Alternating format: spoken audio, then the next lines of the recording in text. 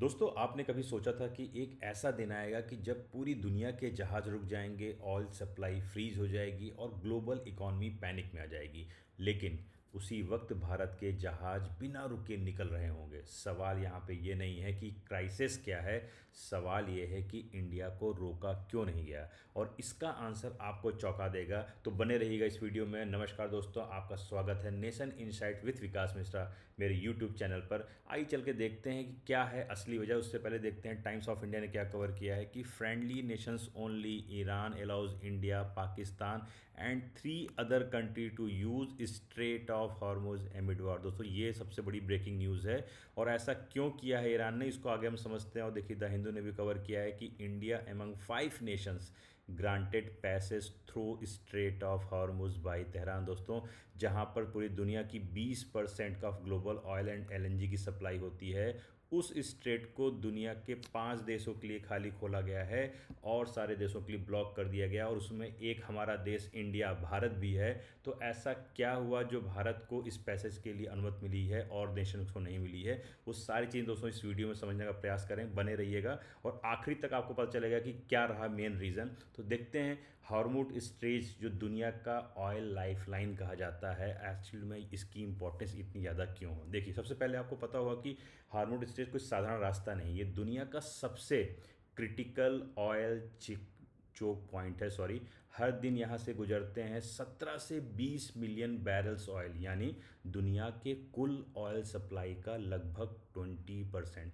आइए मैं आपको इस डायग्राम में 2-3 चोक पॉइंट्स और दिखाता हूँ। देखिए जैसे ये स्ट्रेट ऑफ हॉर्मुज है जहाँ पर ईरान ने पूरी तरीके से डिस्टरबेंस क्रिएट कर रखा है। और आपको ये पता होगा ये बाब एल मंदेब है जहाँ पर हाल ही में ईरान ने बोल दिया है कि अगर अमेरिका और इज़राइल अभी भी नहीं मानेंगे तो वो बाब एल मंदेब पर भी डिस्टरबेंस क्रिएट करेगा। और दोस्तों ये ईस्ट टू वेस्ट ये क्रूड पाइपलाइन है जो कनेक्ट करती है और यहाँ से भी ऑयल सप्लाई होती है। ये सेकेंडरी ओपिनियन रास्ता है जहाँ से ऑयल की सप्लाई होती है।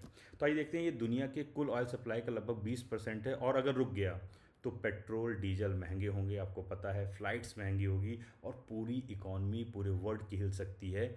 इसलिए मैं कह रहा हूँ कि ये सिर्फ एक रास्ता नहीं है, दुनिया की एनर्जी लाइफलाइन है।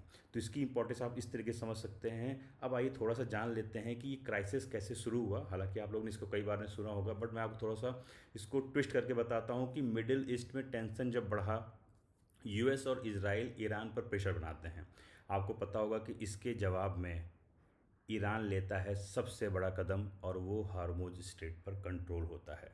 इसलिए दोस्तों ईरान ने ऐसा कदम क्यों उठाया, क्योंकि ईरान को पता था कि अगर वो चोक पॉइंट्स जहाँ से पूरे दुनिया की गैस और पाइपलाइन का ट्रांसफ़र होता है और उसको रोक दिया जाएगा तो पूरी दुनिया परेशान हो जाएगी। और ईरान ने इसलिए इतना बड़ा कदम लिया और हार्मुज स्ट्रेट पर कंट्रोल किया, जिससे आपको पता होगा शिपिंग रिस्ट्रिक्शन से लेकर के ड्रोन थ्रेट से लेकर के मिसाइल रिस्क, ये सारी चीज़ें वहाँ पर बनी हुई हैं। जिसके रिजल्ट में क्या हो रहा है कि वहाँ रोज़ हज़ारों जहाज जहाँ गुजरते थे वहाँ ट्रैफिक गिर करके ऑलमोस्ट कोलैप्स हो गया है। और यहीं से शुरू होता है, एक वर्ड में अगर मैं बोलूँ तो ग्लोबल ऑयल शॉक। लेकिन दोस्तों अभी असली गेम शुरू हुआ है, आगे आपको पता चलेगा क्योंकि इंडिया को वीआईपी एंट्री क्यों मिली। और यही इस वीडियो को बनाने का सबसे बड़ा मेन मकसद था। देखिए, why did India get VIP entry, ये सबसे बड़ा क्वेश्चन है, आपके दिमाग में भी होगा। क्योंकि जब पूरी दुनिया स्ट्रगल कर रही है तब एक सरप्राइजिंग खबर अगर ये आती है कि इंडिया के जहाज सेफली निकल सकते हैं। अब सवाल है कि ऐसा कैसे पॉसिबल हुआ। और देखिए ये आप देखिए द हिंदू और टीवी ने भी कवर किया है कि India 5 other on Iran friendly nation, इनको नाम दिया गया है friendly nation list for safe Hormuz passage. और ये कोई और नहीं, ये ईरान के जो विदेश मंत्री उन्होंने अपने स्टेटमेंट में दिया है। और अदर नेशन के लिए जो आप सिंबल देख रहे हो क्रॉस का, कि पूरी तरीके से ब्लॉक्ड है। ये क्यों है, क्योंकि ईरान ने ऑफिशियली कहा है कि वो अपने फ्रेंडली कंट्रीज़ को सेफ पैसेज मिलेगा। और उस लिस्ट में दोस्तों इंडिया, चाइना, रशिया, ये 3 बड़े देश और साथ में 2 देश और शामिल हैं। लेकिन यूएसए और इजराइल इसमें शामिल नहीं हैं, उनको ब्लॉक्ड किया गया है। इसके कई रीज़न हैं, इस रीजन में से जो 2-3 मेन रीज़न हैं उसको आपको मैं बताऊंगा। सबसे पहले देखिए, जो हिंदुस्तान का सबसे बड़ा डिप्लोमेसी है, जो कह सकते हैं जिसको स्मार्ट डिप्लोमेसी का नाम दिया जाए अगर, तो सही रहेगा, क्योंकि न्यूट्रल स्टैंड, हिंदुस्तान ने हमेशा एक न्यूट्रल स्टैंड लिया है और इंडिया ने कभी भी किसी के साइड ओपनली चूज़ नहीं किया है, पहला।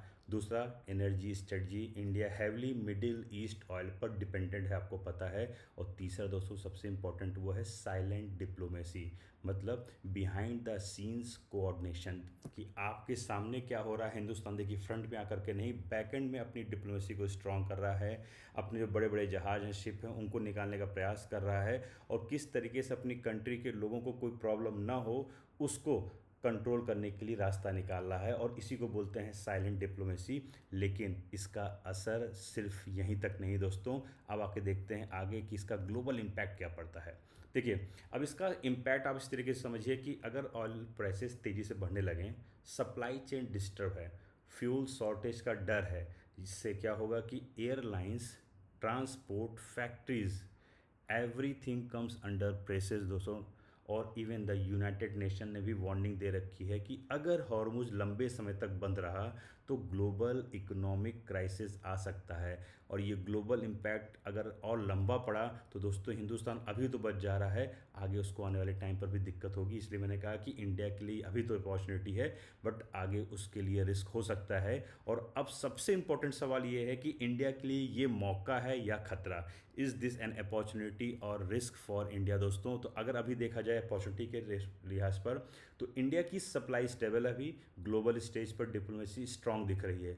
बट अगर आप दोस्तों रिस्क की बात करोगे, अगर ये वॉर एस्केलेट हुआ तो इंडिया भी इम्पैक्ट पड़ेगा, ऑयल प्राइसेस बढ़ेंगे और इन्फ्लेशन भी हिंदुस्तान में बढ़ेगा।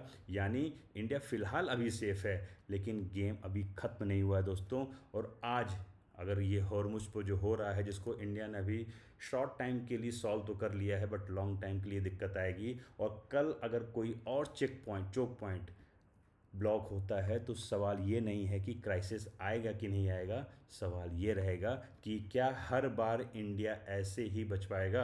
और अगर आप भी चाहते हो कि ऐसे डीप जियो पॉलिटिक्स एनालिसिस जो आपको बाकी कहीं नहीं मिले, तो आप हमारे चैनल को सब्सक्राइब करना ना भूलिए, क्योंकि आने वाले दिनों में ये क्राइसिस और बड़ा होने वाला है।